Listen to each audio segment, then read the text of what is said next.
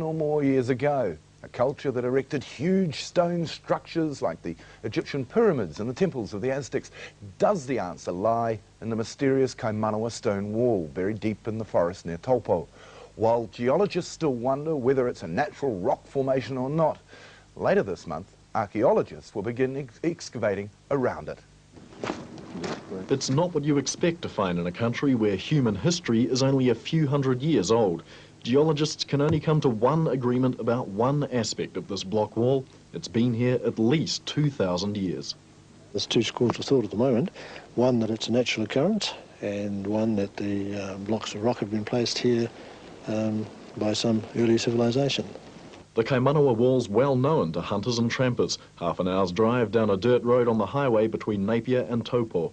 Most of it's buried, but not for long. It's on Department of Conservation land, and it's decided there's enough doubt about its origins to warrant digging it out.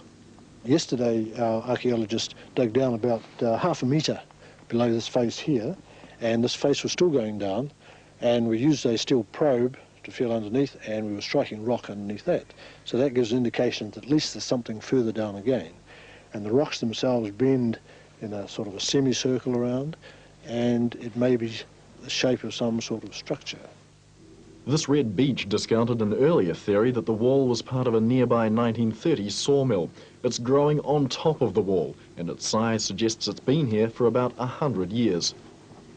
Geologists who believe the wall's natural say molten ignimbrite rock from an eruption many thousands of years ago landed here and solidified quickly, forming paper-thin cracks, the likes of it occur worldwide. But the joins seem too uniform for nature. Close examination reveals behind the first lot of blocks are more layers, separated by a perfect gap.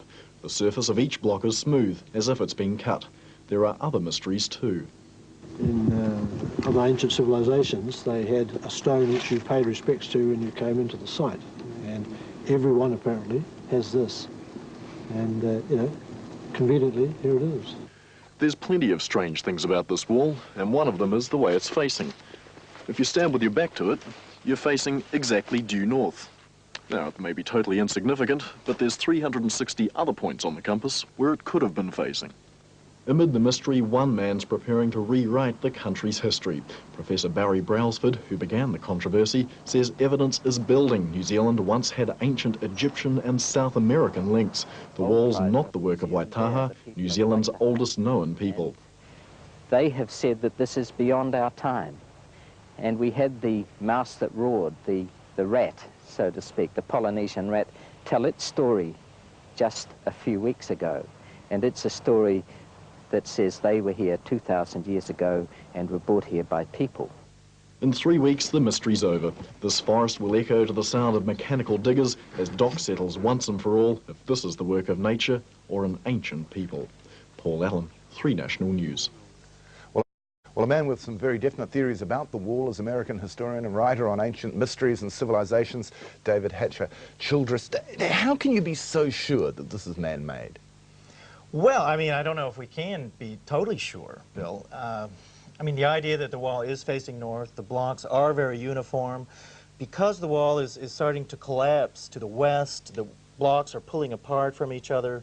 There's spaces in the blocks we can get down behind them.